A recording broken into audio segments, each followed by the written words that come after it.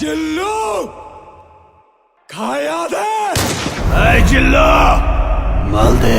Hey this is Ranjan, review by চ্যানেলে আপনাদের স্বাগতম। আজকের ভিডিওতে কথা বলবো রাক্ষস সিনেমার ট্রেলারের ডিটেলস ভিডিও নিয়ে এবং শাকিব খানের আপকামিং সিনেমা প্রিন্সের আপডেট নিয়ে। তাছাড়া আরও কথা বলবো শাকিব খানের ঈদ উল ফিতরে আসতে যাওয়া একটা সিনেমা যার নাম রকস্টার, সেটা নিয়ে। প্রথমেই কথা বলি রাক্ষসের ট্রেলার নিয়ে। রাক্ষসের ট্রেলারে তো আমরা যথেষ্ট পরিমাণ ভালো রিয়াকশন দিয়েছিলাম। হ্যাঁ, আমরা যখন রিয়াকশন দিয়েছিলাম আমাদের কাছে অনেক বেশি ভালো মনে হয়েছিল। পরে যখন আমরা এর ভিডিওটা আসলে খুব ভালোভাবে খুঁটিনাটিভাবে দেখলাম তখন আসলে আমরা অনেকগুলো এর নেগেটিভ পয়েন্ট খুঁজে বের করতে পেরেছি। শুধু নেগেটিভ পয়েন্টের কথা বললেই হবে না, এই ট্রেলারের কিন্তু পজিটিভ পয়েন্ট অনেক বেশি রয়েছে।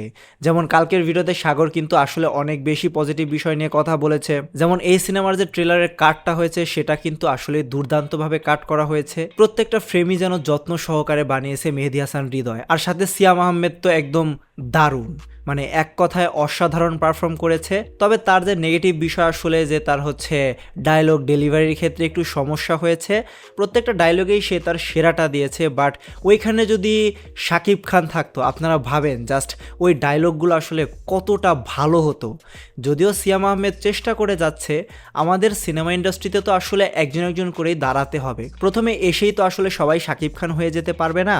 তো সিয়াম আহমেদ যেহেতু ট্রাই করতেছে, তো সামনে হয়তো আমরা আরও বেশি ভালো পারফরমেন্স পেতে পারবো সিয়াম আহমেদের থেকে। তাছাড়া এই ট্রেলারে একটা বিষয় নিয়ে কথা বলবো, সেটা হচ্ছে এই ট্রেলারের নায়িকা। জাস্ট মিষ্টি একটা মেয়েকে দেখানো হয়েছে এই ট্রেলারে। তো নায়িকাটাকে দেখতে কিন্তু আসলে দুর্দান্ত লাগছে, আর সিয়াম আহমেদের সাথে আসলে খুবই ভালোভাবেই মানিয়েছে। তো অনেকেই বলছে যে এই সিনেমাটা আসলে বরবাদের কপি হবে। হ্যাঁ, যেহেতু মেহেদী হাসান হৃদয় এই সিনেমাটা বানিয়েছে তাহলে তো তার ছাপ একটু থাকবেই। তবে এখানে নেগেটিভ বিষয়টা হচ্ছে যে আসলেই বরবাদের কতগুলো ছাপ এই সিনেমার ট্রেলারে রয়েছেই। যেমন আরিয়ান মির্জার ক্যারেক্টারের সাথে সিয়াম আহমেদের ক্যারেক্টারটা কিন্তু মিলে যায়, যেমন অ্যানিমেলে আসলে রণবীর কাপুরের ক্যারেক্টারটা ছিল।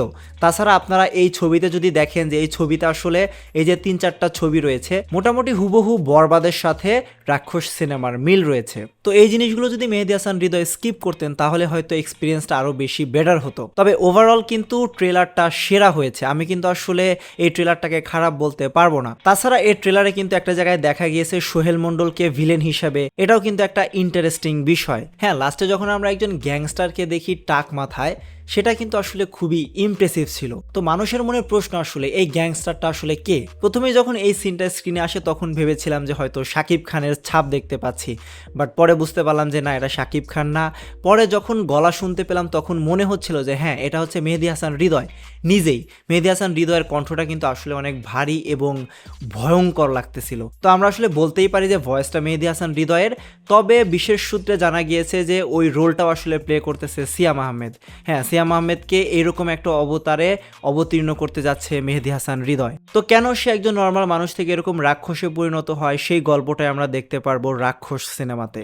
এই যে ট্রেলারটা দেখানো হলো, ট্রেলারটা দেখে কিন্তু আসলে আমরা বুঝতে পেরেছি যে এই সিনেমাটা 18+ সিনেমা হতে যাচ্ছে। এর ট্রেলারে কিন্তু অনেক বেশি অ্যাডাল্ট সিন এবং ব্রুটালিটি দেখানো হয়েছে।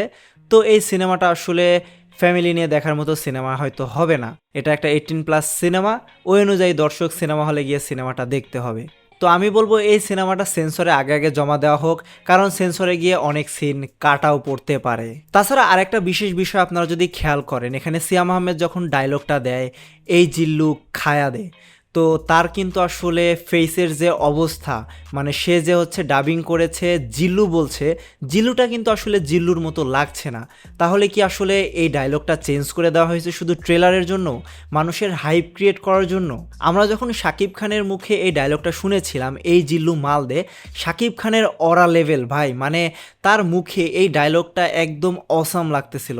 বাট সিয়াম আহমেদের মুখে অতটা পরিমাণ ভালো কিন্তু লাগেনি। তবে ওভারঅল কিন্তু ঠিকঠাকই ছিল। আর রাক্ষসের ট্রেলারে কতগুলো ভিএফএক্সের সিন রয়েছে, সেই সিনগুলোকে আসলে একটু ভালো করার জন্য বলবো মেহেদী হাসান হৃদয়কে। তো এই ছিল আসলে রাক্ষস সিনেমা নিয়ে ডিটেলসে আলোচনা। এখন কথা বলবো শাকিব খানকে নিয়ে। হ্যাঁ, শাকিব খান এবং সাবিলা নূর একসাথে আসতেছে ঈদ উল আজহায়। হ্যাঁ, 2026-এরই ঈদ উল আজহায় আসতে যাচ্ছে শাকিব খানের রকস্টার নামক সিনেমা। এটা একটা রোম্যান্টিক ড্রামা হয়তো হতে যাচ্ছে। শাকিব খানকে তো আসলে গত 2-4 বছরে অনেক বেশি অ্যাকশন সিনেমা করতে দেখা গিয়েছে, মানুষজন আর তেমন একটা পছন্দ করছে না। লাস্ট প্রিন্সের ট্রেলার আসার পরে মানুষজন অনেক বেশি হতাশ হয়েছে। তো তার উচিত এখন আসলে রোমান্টিকে ফেরা। আসলে নিয়মিত অ্যাকশন সিনেমা করাও তো তেমন একটা ঠিক না, বিভিন্ন জনরার সিনেমায় তো আপনাকে অভিনয় করতে হবে। যেহেতু তার হাতে তুফান 2, তাণ্ডব 2 এসব প্রজেক্ট রয়েছে, তার মধ্যে রকস্টার সিনেমা নতুন করে সাড়া ফেলতে পারবে হয়তো মানুষের মনে। তো এখন কথা বলি শাকিব খানের প্রিন্স সিনেমার আপডেট নিয়ে। শাকিব খানের প্রি ব্লাস্ট অর্থাৎ টিজারে তো অনেক বেশি সমস্যা ছিল ভিএফএক্সে। তো যেই ভিএফএক্সের টিমটা ছিল সেই টিমটাকে বাদ দেওয়া হয়েছে। তো ভারতের যে রেড চিলিস এন্টারটেনমেন্ট রয়েছে শাহরুখ খানের, সেইখান থেকে আসলে ভিএফএক্সের কাজ করা হবে এই প্রিন্সের সিনেমাতে। তো এটা কিন্তু আসলে খুবই ভালো নিউজ। এই জিনিসটা যদি হয় তাহলে কিন্তু ভিএফএক্সে আমরা ভালো কিছু পেতে যাচ্ছি। আর আরেকটা বিষয়, প্রিন্সে থাকতে যাচ্ছে বরবাদের মতো নিঃশ্বাস গানের যে গায়ক ছিল সেই গায়কেরই একটা গান। আর প্রীতম হাসান তো আছেই, সব মিলিয়ে হয়তো ব্লাস্ট করতে যাচ্ছে এবারের ঈদটা। তো দেখা যাক আসলে প্রিন্স সিনেমা কতদূর আগাতে পারে। আর রাক্ষস এবং প্রিন্স সিনেমাটা নিয়ে আপনার মতামত কি সেটা আমাদেরকে কমেন্টে জানাতে পারেন। রিভিউ বাইয়ের সম্পূর্ণ ভিডিওটি দেখার জন্য ধন্যবাদ।